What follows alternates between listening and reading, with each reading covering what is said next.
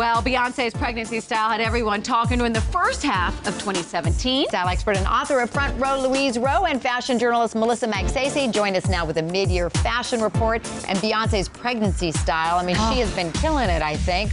What do you guys think? She's actually made this pregnancy into a work of art. We were just saying, I think being pregnant with twins must be a big challenge to dress. And she's worn headdresses. She's done, I mean, the lighting's perfect. She's clearly put some thought into these photos and she's in control of them. Far less pap shots, far less red carpets. She is nailing this pregnancy. It's artsy, it's goddess-like. She's not just dressing her body, she's adorning it. She's clearly feeling great in this pregnancy, you know, and the hormones are really working for her, and she's really feminine and sexy, and it's just, it's like a dream unfolding every time I look at her Instagram. It's like better and better and better every time. When I watch it. Well, Like, she I looks know, fantastic. but it must be hard to make that look flattering. So I think it's key to remember she's actually being very smart about it. She's not letting paps take bad angles. She's in control of releasing these photos, and I think that's the modern celebrity way. And I mean, I just think of, even just the latest push party pictures that she posted. I mean, and they posted them all themselves. But that where she's, you know, she had the henna tattoo on her belly. She's like Earth goddess right now. Earth mother. Absolutely. She's definitely in touch with her body, being an artist. I mean, the bar is now set very high for preggers women. Absolutely. Pregnancy trends everywhere. Let's go to the Met Gala. The Met Gala, we saw so many great fashions. Is the one that really stands out to you?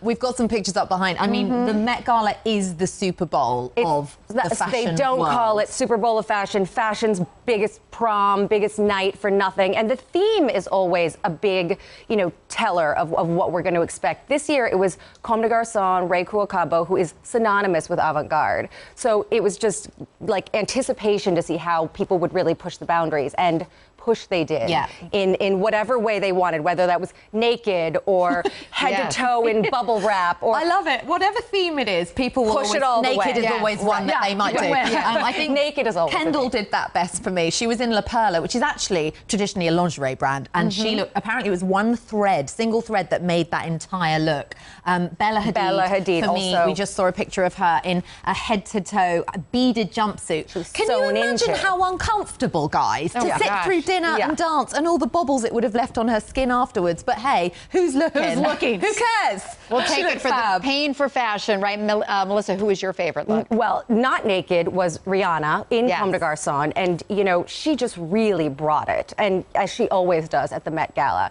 And not many celebrities were chosen to wear actual Comme des Garçons. It was her, Tracee Ellis Ross. And so, you know, she really took that honor and went with it. And I thought she represented the brand. She represented the evening perfectly. She's like a work of art. You could just put her up on your wall and you'd be done. I love the art there, by the way. I always wonder, you see them go up the stairs, but how do they arrive? We had Priyanka Chopra on saying she had to go in a van, like stand up in a van, holding on, and then you walk out. That's amazing. In her huge trench coat. That was that was my favorite. Okay, let's talk Paris Jackson, the new fashion it girl.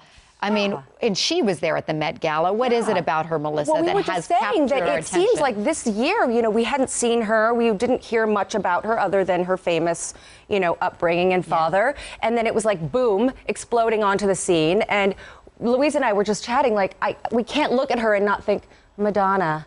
1980s. I mean, they're really, she just has this sort of cool 80s vibe to her, which is so in fashion right now, and the way she's being styled for, you know, all the big magazines that she's been on. The Harper's classic Madonna, right? Absolutely. I did do a triple take on that. But I think, again, it doesn't happen by accident. I think we often open a magazine and think, oh, the new it girl, but actually there are machines behind these decisions. Years in the making. And exactly, it's definitely a decision that's made, and then suddenly she's thrust into the limelight to become the new it girl. Fashion designers are also embracing women who are more curvy. We're seeing, of course, Ashley Graham is owning it, Chrissy Metz, they're owning it, and it seems designers, for once, are finally dressing these ladies. I loved this look at Ashley Graham. Yes.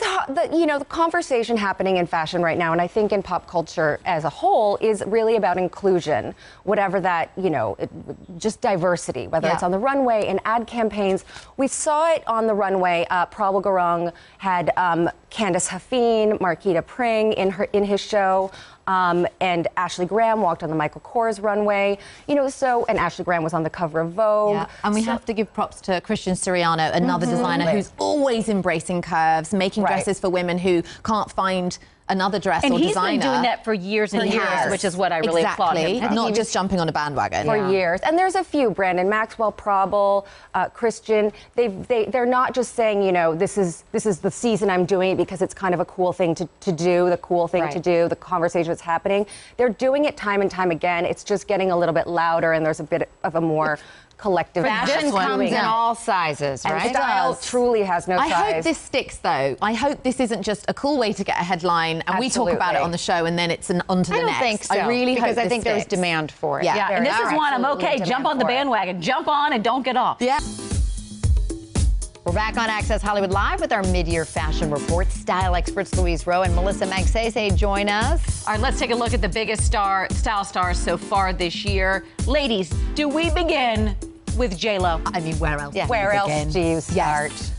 Chameleon. Absolute chameleon, and she's figured out what works for her and pushes all boundaries within that formula, I guess, and just looks so effortless and timeless time after time. She just glows and is so gorgeous. And I think you get that. There's J-Lo, the movie star, but you also get J-Lo, the Vegas girl. Yes. Then you get J-Lo, the pop star, and the TV personality. Absolutely. And she nails all of it. She's Absolutely. sexy. She's never trashy. Exactly. I don't think. I mean, some of the cutouts in her dresses are like more. Amazing. Cutout isn't really the right word. It's like there's less fabric than there is.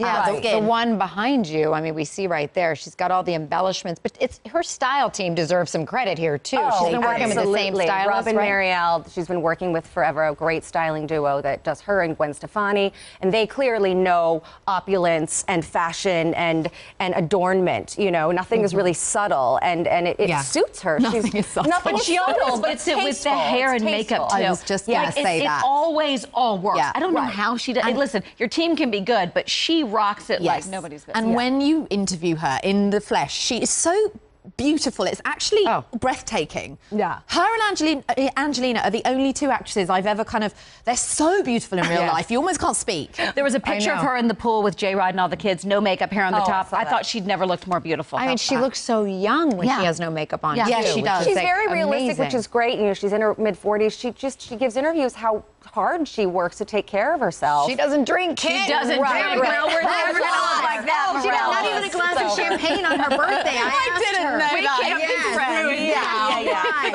If I have to give her my rosé to look good, forget it. It's not worth it. Okay, let's talk our next style star, Viola Davis. And I'm just looking at this picture of her at the Time magazine 100. She has been resplendent in color. I love how she brings color to the red carpet. She has her key, and she wears block color head to toe. Very rarely do we see her in a print, and rarely, so she does like this very athletic, fitted gown. She does play around with her neckline. Sometimes it's a one shoulder or off the shoulder. This red one, Armani Privé at the Oscars, was my favorite dress. You too. Absolutely. And I love this yellow bright beaded.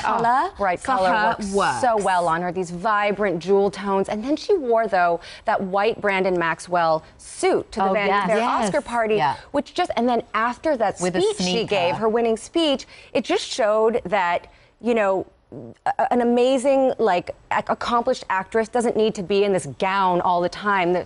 She's multidimensional, she's smart, she's strong, she's a mother, she's got all these dimensions to her, which she gave, talked about in her speech, and she's an artist, and she showed up at the Vanity Fair party like, I won. Got my suit on, I'm good, I don't have to wear heels, and I'm in a suit, and I'm relaxed, and, gonna have a good girls, Jenner and Hadid. Let's talk about this young crew coming up. I mean, some say overexposure because it's non-stop. They are in Cannes, they're on the Met Gala, they're everywhere. But it is all eyes on them. These four girls who have just taken over Instagram. How about that? Oh my gosh, remember that? That's the jumpsuit you were talking about, And I think they just have something. They're constantly switching it up with their hair and the makeup. They're surprising us. And I think it's not just their red carpet style we look for, it's their street style as well. They are the epitome of that model off-duty. They've taken it to the next level, wearing really high-end things with sweatshirts and sneakers. I mean, they're really informing trends in fashion, you know, of how girls are dressing just on in their I saw yesterday Kendall was wearing a fanny pack across here.